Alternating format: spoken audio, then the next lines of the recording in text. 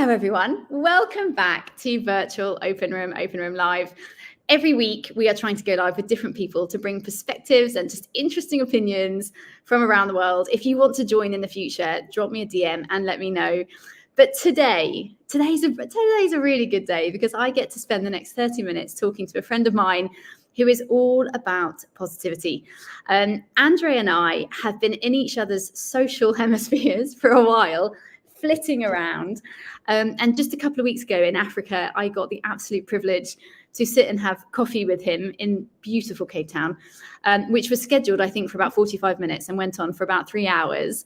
And I was absolutely thrilled to bring him here today to Open Room, to all of you, so that you can get some of his positivity and energy. So, Andre, Mr. Big Positive Guy, thank you so much for being here and joining us live.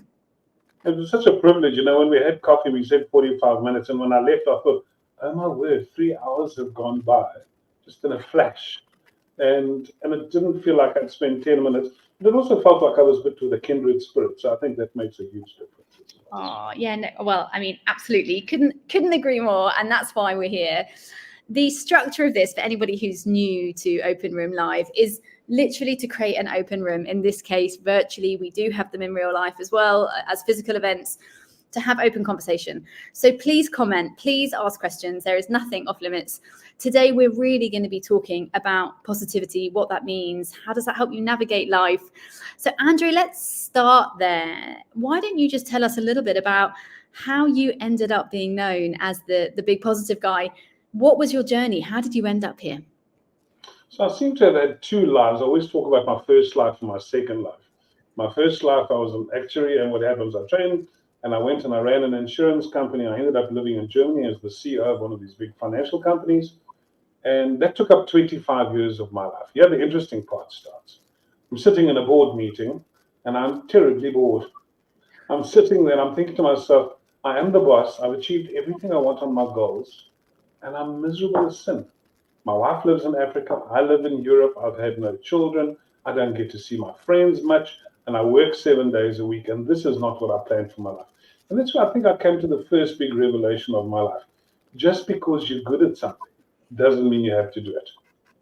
And it was like this giant revelation to me. And I thought to myself, what am I doing? And then I wrote on, one of these wonderful lists when you have to make huge decisions in your life. You draw a line down the middle of a piece of paper and you write down the pros and the cons. That was my decision making for my whole life. And I wrote down on the left-hand side, I've got the title, I've got the money, I've got all the wonderful things that come with it. On the left-hand side, I have no time with my family, I have no time with my friends. And the things that I really want to do, I have zero. And suddenly came to the realization that I had confused, for a very clever guy, goals and values. Interesting. Succeeded in all my goals and none of my values. And so I literally resigned that day, got onto a plane, flew back to South Africa, and I've never practiced again. And it's been the best decision I've ever made. And then my wife said to me, what are you going to do? And I said, I've always wanted to encourage people. I want to motivate people, and especially in South Africa. We'd had this incredible history of apartheid, and what happened in 1994, we had this amazing miracle. That amazing man, Nelson Mandela, came out and rescued us.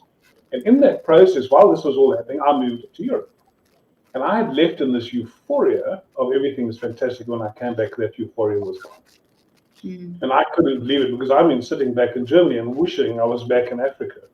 And my wife said, what would you like to do? And I said, I'd like to encourage them. I'd like to tell them what it's like living overseas, what it's like living in all these different places and how we live here.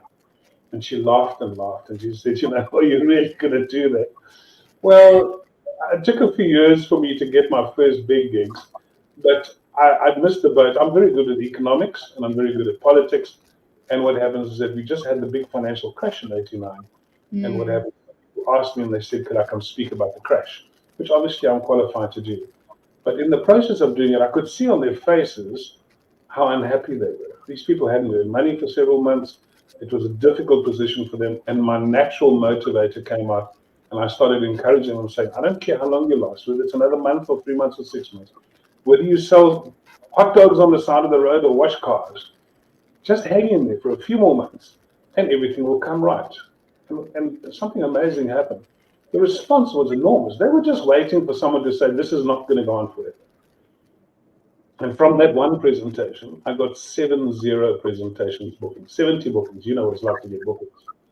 Every single big company wanted me to come speak to the staff and say exactly what I just told them. And that was the beginning. And then people couldn't remember my name. And they started saying, can we have that big guy? And, the big positive guy. So I'm a very big guy and I'm a very positive guy. So I got this nickname. And I changed my business company, the company name, to Big Positive Guy. And that had such a massive effect. So for the last 20 years now, I've been selling a story of positivity, but not just that happy, clappy, stand on top of the table and say, I'm a very happy person. In economics, one of the things that I've learned is when times are really, really tough, that's the time that you've actually got to get down and dirty, because that's the space in which you grow the most. And in business, you make the most money. Yeah. And so I'm still known as a financial commentator, and I speak all across the world. And people are still looking for that message of positivity. So it was an accidental thing. But has it been good for me? I love being the big positive guy. I mean, I could be the big old grumpy guy. You can have I remember, by the way, for the audience, you can't tell on the screen, but Andre is definitely a big guy. And just before I met for this coffee a few weeks ago, I thought to myself, I wonder if he's really big, or if that's just his name. But I can tell you, audience, he definitely is a very tall man, and I'm a very small lady. So if we were actually in a studio, we would have a big difference. Tell me, so positivity. I understand you had this first, sort of keynote that went really well and resulted in many more. And in that, you had spoken about, I guess, what I'm paraphrasing here, I obviously wasn't there, but, a positive mindset and a positive outlook. And like you said, hang in there, better things are coming, right? But from one almost passing theme, which was like, hang in there, guys, it's going to get better. How do you sustain talking about positivity for 20 years? Tell us beyond the obvious, what is it? What is positivity? What is it you're teaching or sharing or inspiring people? So I had an interesting talk this last week. I went and spoke to one of the big Rotary national conferences, and they asked me to speak about the magic of change. Okay. And I said to them, what is it? And they said, well, the organization is restructuring. It's becoming a completely different vehicle. And immediately my argument is that how does it take place? How does it happen? And what are the consequences?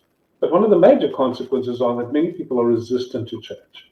Yes. And so what happens, I see my job is explain to them how change can be a positive move. And so I gave the exact same presentation. So that was about change. I've spoken about so many different subjects, but Mimi, what I've really learned is that I have so little control over things in my life. The only thing which I really, really can control is my attitude. And so every single morning I wake up and I'm lying there in bed and saying to myself, what sort of a day is this going to be? And I choose that day. And I become the big positive guy. I must tell you a story, and I'm sort of name dropping her, but one of my very good friends is an ex-Miss Universe. Okay. I'll never forget her telling me the story, Michelle McLean from Namibia, and she told me the story. I can't just go to the local shopping center and go buy some milk, bread and milk. She says, if I do, every single paparazzi magazine will be taking photographs of me, and I'm there on my tracksuit and my t-shirt with my hair not brushed. Everybody's going to go back and I'll be on a national magazine the next day. It's a little bit like that when you're the big positive guy. Sometimes, true confessions, I wake up and I am the big grumpy guy. It was a bad day, or I spoke until midnight and I'm tired now. And sometimes you wake up like that, and then you stand in front of another audience, and they're expecting the big positive guy. Of course. And what happens is that you always hear that horrible expression, fake it till you make it. Well, I love the Amy Cuddy version where you fake it until you become it. And so what happens, I just have to go there. People say, it's the big positive guy, and I burst into laughter, and I become the big positive guy. An hour of encouraging somebody else, you have to be positive. It just bubbles over. And so the other thing which I've discovered is that positivity has enormous benefits, not just in terms of mental state, but in terms of practical things. Some of the things that I've discovered is that people are attracted to positive people. Yeah. That's an interesting statement. Money is attracted to positive people. Okay. People want to do business with positive people. There's a lovely expression, I'm sure you must have heard of it. It says, don't shoot the messenger. Yes. But if you go back and look at the original messenger, he was carrying good news and he still got shot. Messengers are not popular. So these people that are prophets of doom, especially around the world at the moment, there are millions of prophets of doom. They share stories and then don't understand why people aren't attracted to them. People will listen. People will not. They may even agree, but they don't buy stuff from you. They don't do work with you, and they definitely don't invite you to their house for a party. They look So for that. why do you think, that just sort of prompted a question in me, why do you think bad news sells so much? Why are we so obsessed with bad news headlines in your mind, based on what you were just saying? I don't think we're obsessed with it. I think we are designed in our reptilian brain. I think we're still sitting there and saying, is the danger coming around the corner? Now, I live in Africa where we can have some real dangerous things. So let's just say, for example, you're sitting in the hall and I look up and in the back of the hall there's a lion. So you've got to start saying, is this real? We don't live in a world with lions in the back of the room. We don't live in a world where all these negative things are happening. So I'm starting to worry about the war in Ukraine. When the reality is I live nearly 12,000 kilometers away. We buy hardly any products off them. And we're sitting here in a world that's, yet I'm staying awake at night, worrying about other people's stuff. I think what happens is that we've got to be very wary that we control the stuff that we can control. And so I always start off and say the very first part of positivity is to go through a negativity detox. Every single newspaper is selling negative stuff. And you're taking that in, garbage out. You're taking that negative stuff, it's got to come out. You watch murder all day and night, it has to come out. And you watch negative television, it's going to come out. Read bad books, horror stories. I used to love horror movies until I started dreaming horror movies. I started dreaming horrible things and thinking, it's coming out. So I feed my body and my mind good things, and it changes. Now, I've been on the radio for probably 5 years now. And one of the things that happened is I got into this show that was called Smile Inspires with a Big Guy. Okay.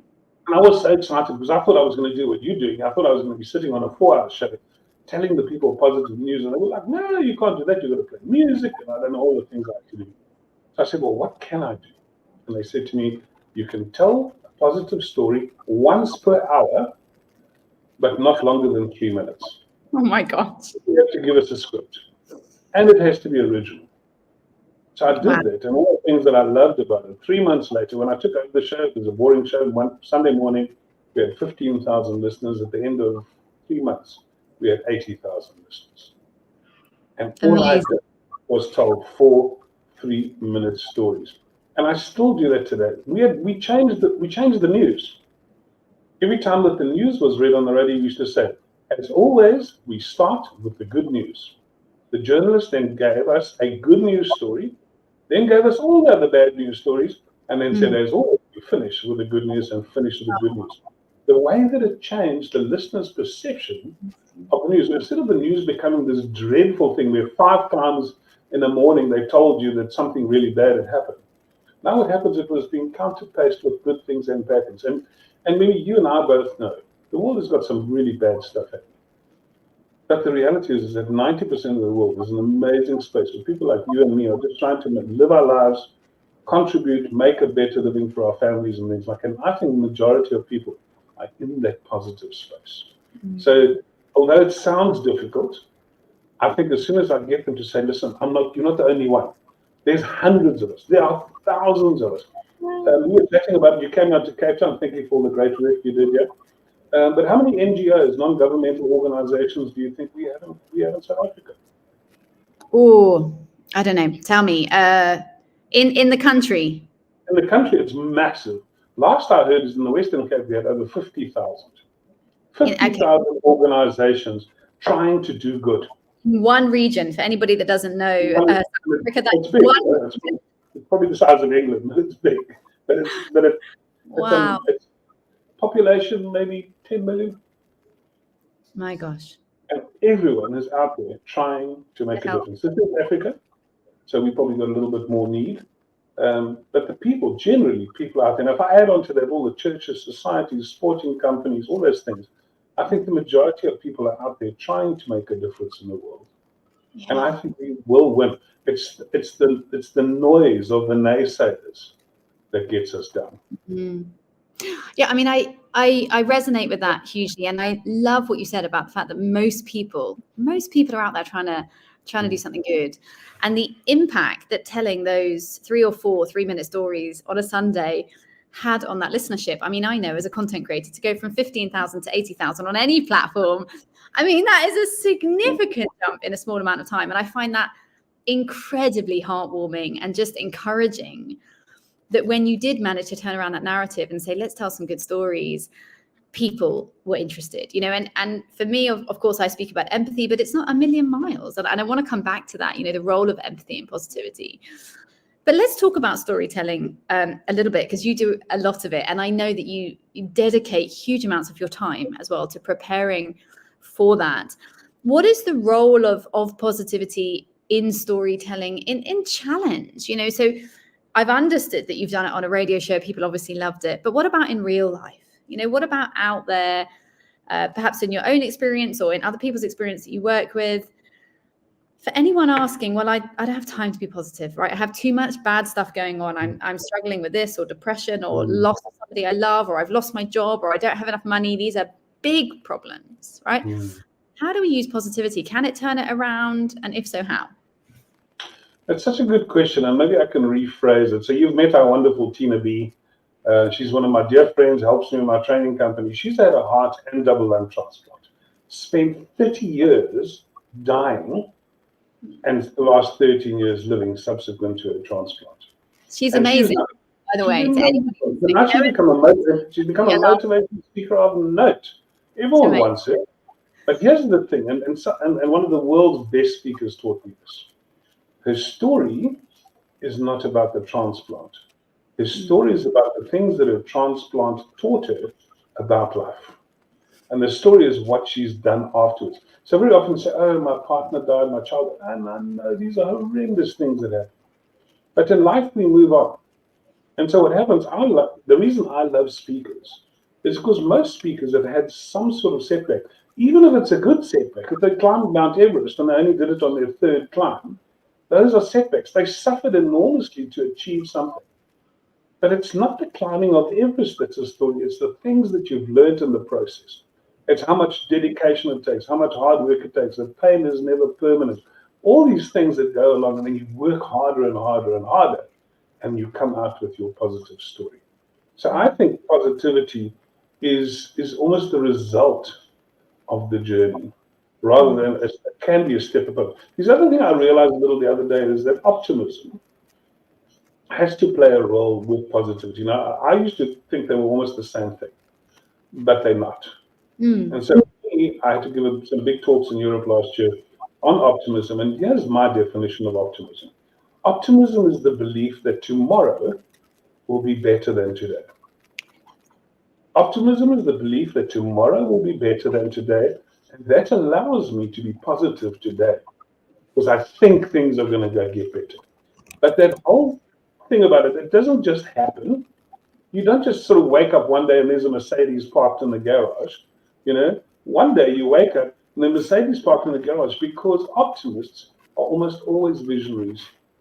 People that are positive believe in business. You wouldn't be doing the work that you're doing if you didn't believe you could make a difference in the world, or make some money, or change people's lives, or whatever it is. Employ more people, pay them better, train people. That's what optimists do. That's what positive people do. Because we believe that tomorrow is going to be better. And once we've done that, then we've got to say things, and then all the basics come into place. Well, if you've got it, what's your plan look like? What's your goal look like? What's your actions look like? And this is the part where I think empathy happens. If you have a huge dream and you are training people up, including yourself, you have to allow for people to make mistakes so that they can get the knowledge, the learning, the space in which they can become these amazing human beings that are going to take it to the next level. Very often in the corporate world, when people try something new or try something interesting or try to become better human beings, they very often slap down and say, that wasn't what we wanted. That wasn't part of the project. This isn't what we need today. And I think companies which allow for people to grow, that encourage them to grow, and are tolerant of mistakes. Listen, I'm not talking about sabotaging the company, but I think one of the greatest privileges for you and for me is that we both work for corporate companies. One of the greatest gifts that you can, because they trained us so much. But I will often remember how many times we launched new products that didn't work. And people said, well, what did you learn out of it? I learned something out of it. As an entrepreneur, if I tried that, I'd be bankrupt. There'd be no one patting me on the back and saying, what did you learn? And I think that's the gift. I heard, by the way, I went and bought your book yesterday. And I've always loved the idea of entrepreneurs, but I thought, the one gift that the corporate South Africa and the world has is I don't think we realize how blessed we are with the amount of training that they do provide for their staff and things that are changing. Suddenly, an obscure subject like positivity or empathy will become a subject within a corporate environment because the CEO will realize that, oh my goodness, if I don't have this. Interestingly enough, almost all the companies in Europe that I've spoken to recently are incorporating the key value of optimism in their top value system within the corporation. Because negativity has become the de facto go-to mood, especially in Europe. I mean, Andrew, it's very hard, and any listeners that are listening, you got questions or comments on this, do put them up there. But in defense of the human race, it's very hard, right? It's very hard for many people to avoid negativity because of the news, right? Because we are, as we touched on earlier, the media, the news, the social media algorithms, they love a difficult, sad, controversial story. And I want to tell you something. Just an hour or so ago, I had a conversation with somebody on LinkedIn, Jamil Zaki. He's actually a professor and he specializes in empathy in the US. And he put up a post on LinkedIn. And it said, we've been suffering with this deficit for a long time, but now compassion, in terms of the statistics around compassion in the USA, is rising. Why are we so reticent to talk about it? That was all he said. Things are getting better. Why don't we want to talk about it? And that prompted a bit of a conversation. And one of the things I asked him was, do you think it's because in a world of such negativity, there is so much that you might worry about, it is hard to allow yourself to believe the good news? And this is part statement, part question, right? When you see so much bad, perhaps I feel scared to believe in the good, because what if the good doesn't happen? What if I'm being fooled and then I have to face back to the bad? Now, these are all sort of theories in my mind, but where do you think that is? I mean, like you said, particularly in Europe, particularly in many of the Western markets, negativity, oppression, depression is a really heavy burden. We have nearly 400 million people suffering under a mental health issue of some kind, right? What is that? How do we handle that? And can positivity really disrupt that when we're seeing it on a global scale? First of all, I want to say your professor sounds like a very clever man. He is. I don't know him personally, but I followed him for years, and he is a very clever man. He's a very clever guy. The reality is that, and maybe if I can go back a few million years, I believe that we are all the descendants of extremely positive people. And the reason why I say that is because when we were living in a cave, dressed in a skin, there were some of us going, don't go out there. There are bears and wolves there. There were some of us saying, let's go out there and get hold of a bear and take his fur and put it on us, and we won't freeze to death and we'll have enough meat for the winter. And I think we are the result of positive people. There's going to be negative people. But we can't let them speak louder than the people that are positive.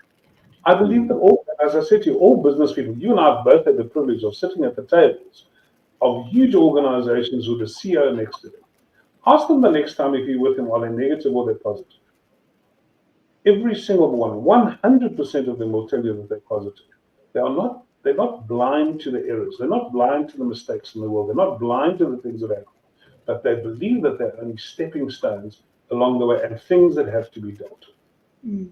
The other thing that I wanted to say to you about negative things, let's just say, for example, I'm very positive and you're very negative, and I get proved wrong. Okay, so what happens? The world blows up and we're all sitting in the cave again, and you're going to go, look at you, you're right. Well, the reality, does it make you feel better?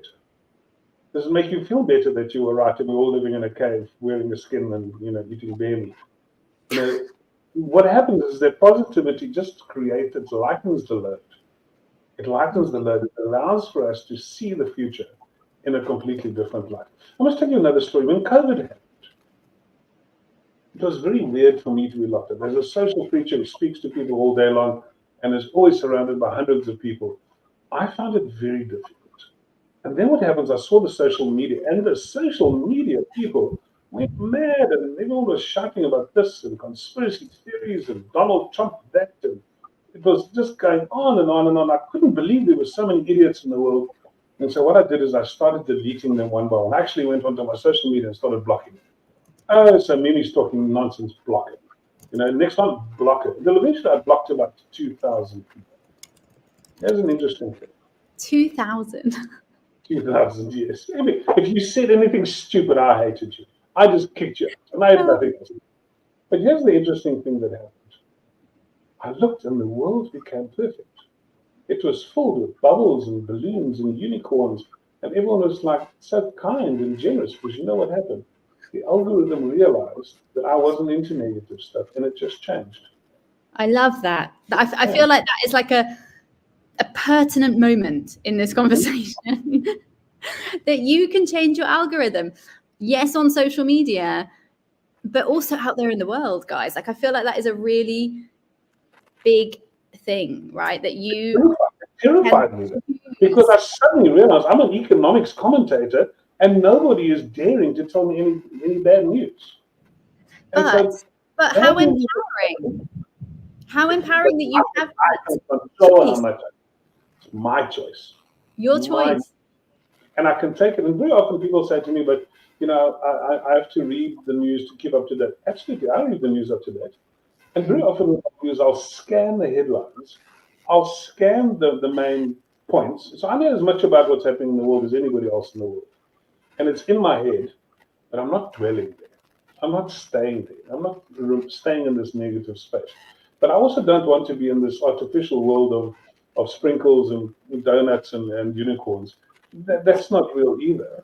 I live in Africa. We have real challenges.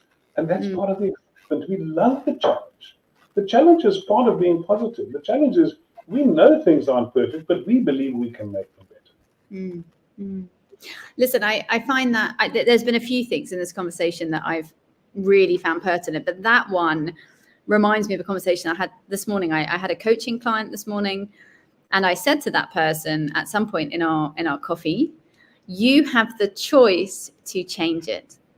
And from what you were just saying, again, from just an algorithm point of view, and by the way, for anyone listening, because people always ask me about using LinkedIn, it works on LinkedIn too. If you change who you follow, where you comment, what you engage with, we've been doing this in my team for about 5 months. It's now nearly May. I'm just looking at my calendar. And it has changed, right? We have chosen to change our algorithm. So you do have control over your social media. And it's a lot of conversation about toxic social media and all those things. So number one, in the digital world, you do, but more importantly, in your lives, you have a choice. There is always a choice. And I think often, Andre, certainly people I work with, forget that. And we're very good at saying that things happen to us, which of course they do. Things do happen to us in the day, in the week. But there are always a set of choices before, during, and after. And I think that, connecting that to positivity, connecting that to empathy, the decision to listen, that is a choice. I say to people all the time, these are skill sets. You can choose to use them, right? So on that note, is positivity a skill set? Is this something people can learn or practice or hone? It absolutely is, and I think it's one of those lovely ones that you can almost do it with removing someone, and you'll end up positive. If you remove the negative, you're almost left with the positive. But here's a couple of things that I would do. If you're feeling down, there's a wonderful advert on television at the moment in South Africa, and it's all about mental health. And it's a lady saying, "I feel terrible. I want to kill myself." And the lady says to her, "Did you get out of bed today? Did you make your bed? Did you have some breakfast? Did you drink a glass of water? Did you go outside? Did you speak to a friend?" And all she does is she asks a question, and the lady just goes, "No, no, no, no, no." And as you do, you start realizing that sometimes we just have to do the positive things to take away the negative things. Just do them. Just do them. Wake up, smile. There's a wonderful thing. You've seen the Amy Cuddy exercise where she says, if you take a pencil and you put it in your mouth, I don't know and this one. Carry on. a weird thing to do. But try it. You don't have to try it now. But try it yourself. When you do this, what happens?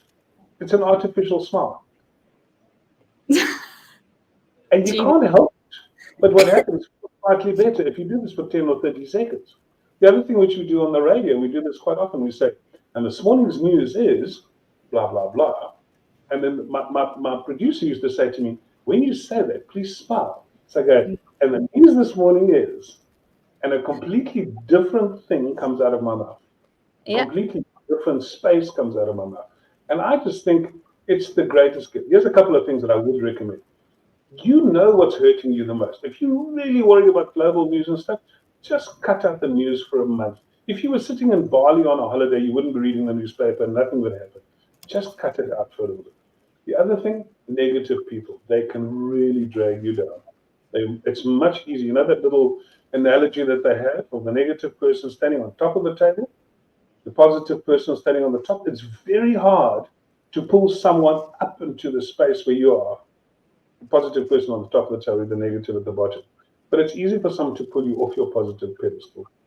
Yeah. One of the things that I do is I'm always very reluctant to make sure that there are too many negative people in my environment. But like the unicorn thing, I tolerate them because they have a role to play. When I went to France, I gave a talk about optimism, and one of the Frenchmen said to me, he said, Monsieur, he says, you optimists are fantastic people. He says, but you need the pessimists. And a lot of the French are pessimistic. They're naturally pessimistic. And so I said, what do you mean? He says, like, you optimists, you develop the aeroplane.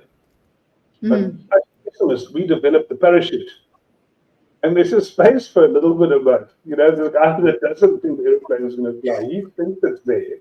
And there's a space for both of us. We don't want to walk around singing Kumbaya and clapping our hands and thinking it's there. I'm a mathematician, so by nature I'm actually very serious. I'm very serious, but one of the things that I've realized is that I only have that one choice every morning. I can choose positive, or I can choose negative. I've chosen positive.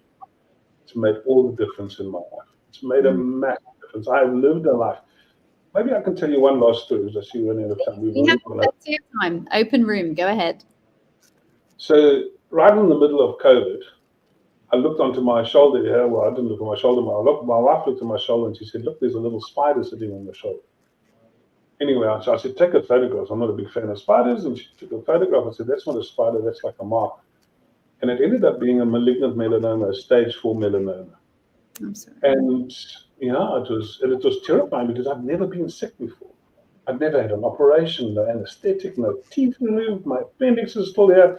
Everything was here. And yes, suddenly I had this stage 4 cancer. I went along. The news just got worse and worse and worse. And the reaction that I had was, I think, quite normal, is I started having huge panic attacks, especially in my sleep. The thought of, they were telling me 3 months, 4 months left to live. And I was like, no, I've got so much left to do. And I was having these major panic attacks. And then suddenly this calmness came over me, and I suddenly realized this is not the person who I am. I am the big positive. If I'm going to go out, I'm going to show people how it is possible to be positive with a massive stage 4 cancer. And interesting thing happened. People started following me. I was giving advice. I was telling them all the gruesome truth of what was happening, how I was feeling. But I, in that moment, started motivating people. And anybody's here in Cape Town, they followed. Thousands of people started following. But more than that, thousands of people started writing back to me and saying, thank you for the influence that you've had. Thank you for the words that you've said. And I'll never forget, I was sitting here one day, and my daughter got a lift with a lady, and she stopped outside. And somewhere along the line, she said, the comment came up and said, my dad is the big positive. And she started bursting into tears, and what happens is that, and I was like, what's going on? And she came and she said, this lady just taken me, and she was crying about you. She knows. So I said, what did you do? She said, you encouraged her in one of your shows, and she was about to kill herself. And she said that you changed her mind because of the show that you did. The words that we say have such huge power. Here's the miracle then. 5 months after I got a terminal cancer, I went into the doctors, and eventually there were like 12 doctors sitting in the room, and I was like, something is really going on. And they walked in and said, we don't know how this happened, but you have no longer. So my terminal cancer of 3 or 4 months went away in 5 months, and I'm still here, still kicking, still doing what I have to do. And I believe it's because of positivity. Here's an interesting comment that the doctor made. I said to all the doctors, you made a mistake, didn't you? You took somebody else's reports. You messed this up. You've given me 5 months of really a hard time. What I really want to see from you is, why did this go away? And all of them ignored me, except for one guy. And as I walked up, and he said, we don't really know what happens. He said, but one thing that we know that happens is when you're positive, you almost always have a positive immune system. Your immune system is healthy. He said, what did you like when you got cancer? I said, I was actually a little bit down. I'd been locked in my house for a year. I'd been COVID for a year. I hated it. I had no money. Everything was going downhill. And he said, so would it be fair to say that your immune system was slack? And I said, no, it was not working well. And then he said to me, we think a positive immune system can actually go, and it does. It can defeat anything, especially things like cancer. And so interestingly enough, I believe that all the response I got from all these other people and my own personal attitude towards what I've had, I think literally eliminated me got rid of my cancer. And I'm not a person that uses the word miracle or things lightly. I'm not that kind of person. And for me, it's more important to say is that I have seen positive results from being positive, and it makes a massive difference. So on that airy-fairy note. No, not airy-fairy at all. I mean, just unbelievable story. Bravo, congratulations. I'm quite obviously thrilled for you. And, Andre, today, I didn't know this conversation was going to go this way, but maybe 3 or 4 hours ago, a friend of mine in the UK has just come through a similar experience. And she posted on Instagram this morning about not quite positivity, but I guess a positive outlook, right? Let's say resilience, resilience to fight the disease she has been diagnosed with. And just like the ripple effect of positivity, I also believe in the ripple effect of energy and conversation. And I believe I was personally meant to hear this conversation today, but for many other people as well. I think it's worth us going over a little bit. Open room is normally about 30 minutes, but this is a really pertinent conversation about that connection with the immune system. So in my work, I do a lot around the neuroscience of empathy. And a lot of this is not a million miles from what you are talking about in the realms of positivity. We know that neuroscience does prove a direct link between mental and physiological, so physical health. There is no debate. It has been proven, right? So whether you are connected with others through empathy, whether you are feeling more belonging in a community, whether you have a more positive outlook, whether you're able to show real resilience with that energy, there is a direct impact to the body. And what I want to ask you, and you said lots of people have written to you, obviously you've been on the radio, and for anyone who's not in South Africa, Andre is on the radio a lot and has a very large awareness around that. Can you tell us another couple of examples of stories that you've heard from other people beyond your own miracle, which quite clearly was one, where positivity has impacted their health? Because I think this is a really, if anyone listening to cut off now, I feel like we would be cutting it short. So any other thoughts around that link between health and outlook? I've got to tell you the story about Tina B again, because she's in my life. So Tina was a lady who was born with numerous heart defects and lung defects. She died for the first time when she was 12. She had a really difficult life. I cry sometimes when I listen to her story. When she's in her 20s and 30s or to late 20s, she's lying in bed. She's on oxygen. She's too tired to brush her hair, too tired to brush her teeth, literally spending her time dying. And then she gets this heart replacement. So I booked her the other day for a presentation with a huge big corporate with 40 different companies tuning in worldwide. And the question is, why Tina? Because the world is looking at medical diagnostic AI, saying in the future, the computer will choose whether you get onto the transplant list, and will also choose whether you are the person that gets the organs. Now, Tina had a very difficult operation, very high risk of mortality. So the computer could ask us, is there a good chance of success or not? The answer is no, there's not a good chance of success, not with 3 organs. The other question is, 3 organs immediately makes you think, maybe you could save 3 lives instead of 1 life. And so she phoned her cardiologist and said, what do you think about all this AI stuff? Would you like it if the machine took the decision out of your hands? And he got all busted and he said, never, never. And the statement that he made, I think it really, really rings true. I can see things that a computer can't. And I think one of the reasons that Tina is still alive today is because of her attitude. Tina works at being alive. She does. Works at being alive. She's tough. She looks after her health, but she's also not timid. She doesn't hide in her hole. She goes out, she hugs everyone, she comes home, she gives herself treatment, and she picks it up. It's 13 years, a record for Africa for 13 years to be alive from that particular operation. And every time I look at her, I think she's going to outlive me. You know, it's an attitude thing. It's where that positivity, and maybe positivity, there's another word for it, maybe positivity and purpose. She has a purpose, and she's positive about her purpose. What happens, that is taken over and is keeping her alive. Now, as someone who teaches people to speak, I've had hundreds of similar stories.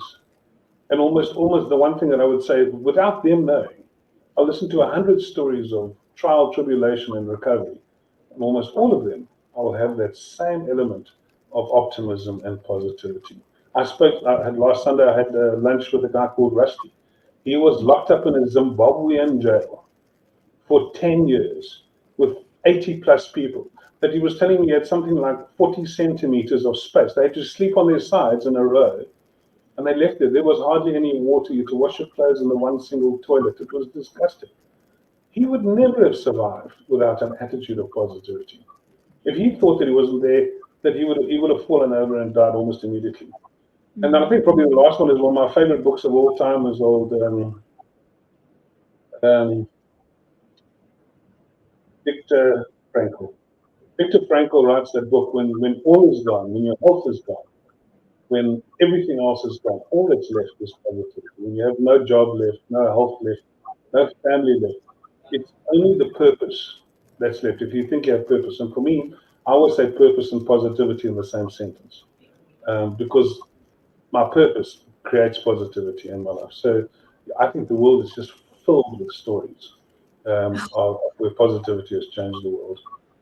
I mean, honestly, I could probably stay here all night. It is night where I am versus where you are, and talk about this. But what it prompts in me to talk about just very briefly when you talk about purpose. So purpose is, particularly on my LinkedIn, and I know we're live on LinkedIn right now, it is thrown around. It is a very common passion word right now. You know, everybody's looking for their purpose. I think it can be very overwhelming because so many people message me and say, but you found yours and how can I find mine? And they put huge pressure on themselves to find this elusive purpose, this thing that they're meant to be doing. And what I really want to say to anybody listening today is really assess whether you've already found it, right? Living your purpose, living with purpose, being in line with that passion that helps you with your health, with your outlook. We've touched on so many things today, the ripple effect of energy to others, growing your business, attracting money, literally in Andre's case, outliving terminal cancer. That purpose, that belief is already within you, right? And so many people create more stress trying to find it. And I really want to say that to people, that perhaps it's already there. Perhaps it's in a small way, somewhere that you weren't looking. And I would really encourage people to think about that, to think about what if I've already found it? What if I can just live it differently? I also just want to draw your attention just now, and I'll ask my team to pop it back up. Tina B, her story was on the screen just now.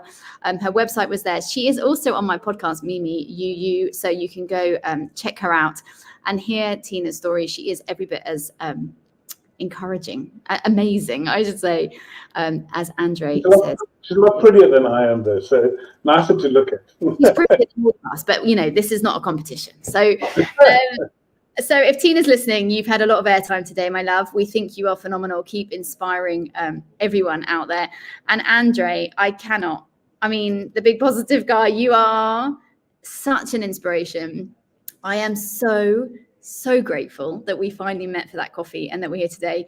It makes me want to do this much more. So let's work out how. Anyone that wants to find Andre, we've had his details up there throughout the whole show today. Do find him, follow him. He will probably change your life. And for everyone listening, thank you for being here. Open Room is our event-based platform, both virtually and in the real world, where we really want to create more open rooms, opportunities for you to come and meet people, hear things, talk about things in a very safe, open space. So if you want to appear on Open Room, you do not need to be a CEO or the vice president of healthcare. Anyone can come onto Open Room and join us.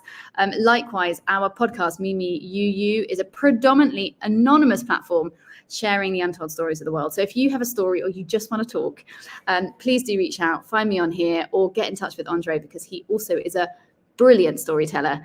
And the big positive guy, thank you from the bottom of my heart. Honestly, thank you for being here. Thank you for sharing, and keep doing what you're doing, because you're changing our world. And so are you. Thank you very much for this opportunity. And to the rest of the world, if you're looking for the big positive guy, just go into Google. I am the last one left. The big positive guy, you'll see I'm the only one left. You can always find me like that. Find him, everybody, find him, and then find yourselves, and have a wonderful morning, noon, and night, wherever you are. From here on Open Room. See you soon. Thank you.